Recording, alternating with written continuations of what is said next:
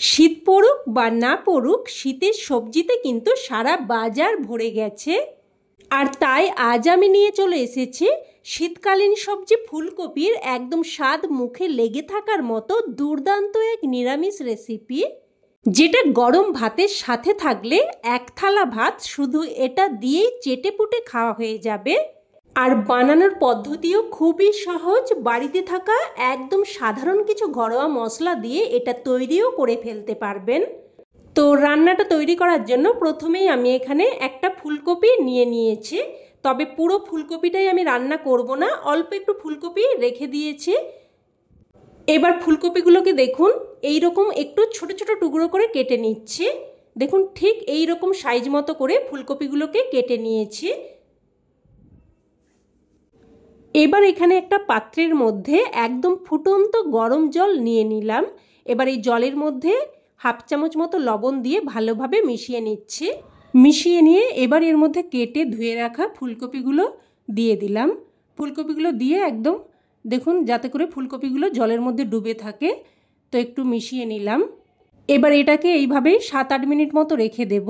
এতে করে কি হবে, ফুলকপির মধ্যে যদি পোকামাকড় থেকে থাকে সেটাও বেরিয়ে যাবে, আর ফুলকপির বাজে গন্ধটাও কেটে যাবে, ফুলকপিগুলো খুব সুন্দরভাবে পরিষ্কার হয়ে যাবে। তো এবার আমি এখানে নিয়েছি দেখুন দুটো আলু। আলুগুলোকে লম্বা লম্বা এইরকম পাতলা মতো করে কেটে নিচ্ছি। দেখুন ঠিক এই রকম লম্বা মতো করে কেটে নিয়েছি। এবার এইগুলোকে এক সাইডে রেখে দিয়ে এখানে নিয়েছি দুটো টমেটো। টমেটোগুলোকেও আমি লম্বা করে কেটে নিচ্ছি। তো একটা টমেটোকে আমি 4 টুকরো করে কেটে নিচ্ছি। তো টমেটোগুলোও কেটে নিয়েছি। এবার এগুলোকে এক সাইডে রেখে দিলাম। এবার এখানে কিন্তু প্রায় আমি 7-8 মিনিট মতো এইভাবে রেখে দিয়েছিলাম। এবার ফুলকপিগুলোকে আমি ঠান্ডা জলে খুব ভালোভাবে ধুয়ে নিয়েছি। দেখুন খুব সুন্দরভাবে কিন্তু ফুলকপিগুলো পরিষ্কার হয়ে গেছে। আর ফুলকপিগুলো সুন্দরভাবে পরিষ্কার করার জন্য এই স্টেপটা কিন্তু অবশ্যই করে নেবেন। তো এবার আমি গ্যাস অন করে কড়াই বসিয়ে এখানে ছোট চামচের 2 চামচ মতো সরষের তেল দিয়ে দিয়েছি। তেল গরম হয়ে আসলে এর মধ্যে অল্প একটু লবণ আর অল্প একটু হলুদ গুঁড়ো দিয়ে ভালোভাবে মিশিয়ে নিলাম। মিশিয়ে নিয়ে এবার এখানে ফুলকপিগুলো দিয়ে দিচ্ছি। সাথে দেখুন টমেটো দিয়ে দিচ্ছি, তবে আমি দুটো টমেটো কেটে নিয়েছিলাম, এখানে কিন্তু আমি একটা টমেটো দিলাম, আর একটা টমেটো আমি রেখে দিয়েছি, ওটা আমি রান্নাতে পরে ব্যবহার করব। আর সাথে দুটো কাঁচা লঙ্কা দিয়ে দিয়েছি, তবে ঝালটা কিন্তু অবশ্যই আপনারা আপনাদের স্বাদ অনুযায়ী দিয়ে দেবেন। তো সব কিছু মিশিয়ে নিয়ে এবার ঢাকনা দিয়ে দিয়ে এগুলোকে আমি প্রায় 3 থেকে 4 মিনিট মতো ভেজে নেব। তো 3-4 মিনিট মতো রান্না করে নিয়ে ঢাকনা তুলে নিলাম। আর ফুলকপিগুলো কিন্তু হালকা ভাজা মতো হয়েছে, এখনও কিন্তু একটু ভাজা হতে বাকি আছে। তবে টমেটো আর কাঁচা লঙ্কাটা কিন্তু ভাজা হয়ে গেছে, তাই টমেটো আর লঙ্কাগুলো আমি উঠিয়ে রাখলাম। এবার আবারও একবার ঢাকনা দিয়ে প্রায় আবারও 3-4 মিনিট মতো ভেজে নেব। তো দেখুন ঢাকনা দিয়ে দিয়ে ফুলকপিগুলোকে কিন্তু বেশ ভালোভাবে ভেজে নিয়েছি। দেখুন খুব সুন্দরভাবে ফুলকপিগুলো ভাজা হয়ে গেছে। এবার ফুলকপিগুলো উঠিয়ে নিচ্ছি। উঠিয়ে নিয়ে ওই কড়াইয়ের মধ্যে আবারও দিয়ে দিলাম ছোট চামচের 2 চামচ মতো সরষের তেল। তেলটাকে ভালোভাবে গরম করে নিয়ে এবার এখানে কেটে ধুয়ে রাখা আলুগুলো দিয়ে দিলাম। নাড়াচাড়া করে মিশিয়ে নিয়ে এবার একটা ঢাকনা দিয়ে আলুগুলোকে কিন্তু প্রায় 4 থেকে 5 মিনিট মতো লো টু মিডিয়াম ফ্লেমে ভেজে নেব। আর এই সময় আমি একটা মশলা তৈরি করে নেব। তো একটা পাত্রের মধ্যে নিয়ে নিলাম হাফ চামচ সাদা বা হলুদ সর্ষে, হাফ চামচ কালো সর্ষে, আর হাফ চামচ মতো পোস্ত, আর অল্প একটু আদা। আর আদাটা কিন্তু খুব বেশি দেওয়া চলবে না, এই রকম সামান্য পরিমাণেই দিতে হবে। তো এবার এগুলোকে আমি শিলেতে করে একদম মিহি করে বেটে নেব, তবে আপনারা চাইলে মিক্সার গ্রাইন্ডারে করেও বেটে নিতে পারেন। তো দেখুন একদম মিহি করে বেটে নিয়েছি। এবার এই মশলাটাকে উঠিয়ে রাখলাম। উঠিয়ে নিয়ে এবার যে টমেটো আর লঙ্কাটা আমি ভেজে রেখেছিলাম ওগুলোকেও আমি বেটে নেব। বন্ধুরা আপনারা কাঁচা লঙ্কা বাটা দিয়ে হয়তো রান্না সবাই করে থাকেন, তবে এইভাবে কাঁচা লঙ্কাগুলোকে একটু ভেজে নিয়ে তারপর বেটে রান্না করে দেখবেন, স্বাদ কিন্তু একদম অন্যরকম হয়।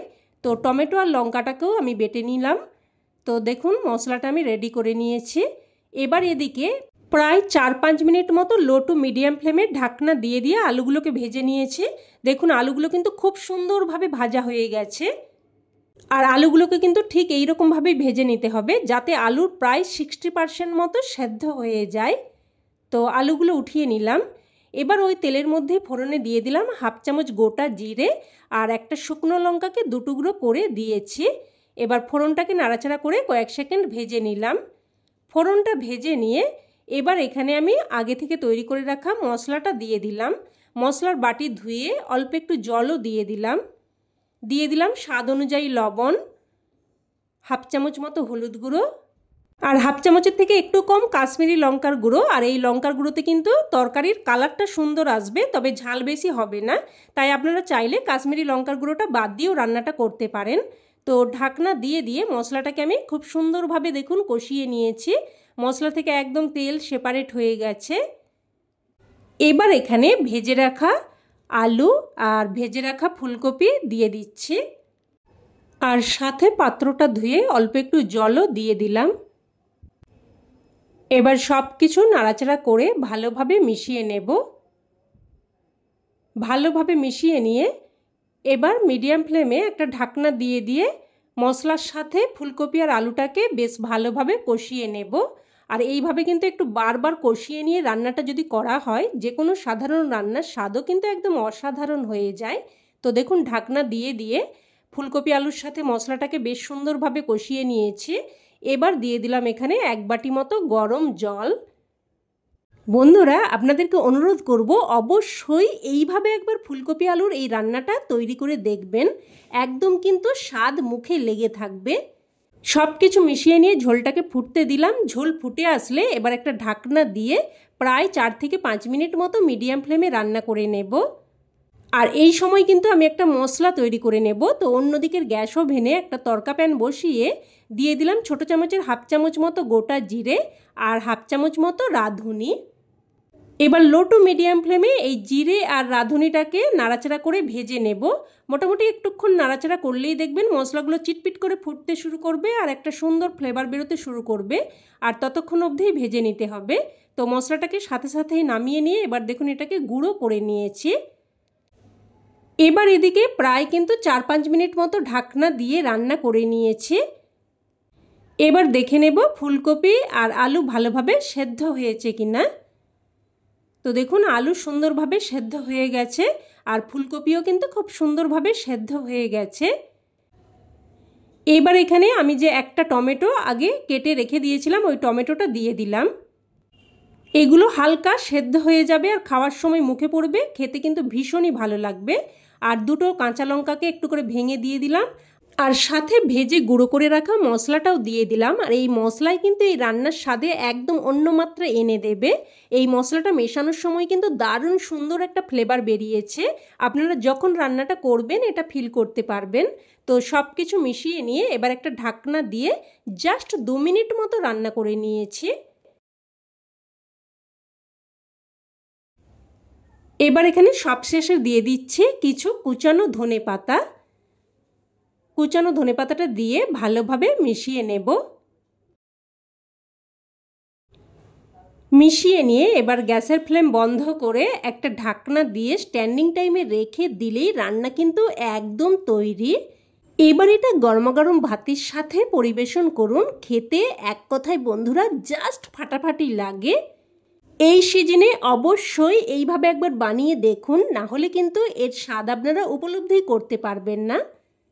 তো রেসিপি কেমন লাগলো অবশ্যই কমেন্টে জানাবেন। আর ভালো লেগে থাকলে প্লিজ একটা লাইক দিয়ে দেবেন। আর চাইলে অন্যান্য বন্ধুবান্ধবদের সাথে শেয়ারও করতে পারেন যাতে করে এই দারুণ রেসিপিটা সকলের কাছে পৌঁছে যায়। আর চ্যানেলের নতুন বন্ধু হয়ে থাকলে চ্যানেলটি অবশ্যই করে সাবস্ক্রাইব করে নেবেন আর পাশে থাকা বেল বাটনটি অন করে রাখবেন যাতে করে আমার সমস্ত ভিডিওর আপডেট আপনার কাছে সবার আগে পৌঁছে যায়। তো আজ এই অবধি, আবারও অন্য কোনো রেসিপিতে দেখা হবে। ততক্ষণে ভালো থাকবেন, সুস্থ থাকবেন। ধন্যবাদ।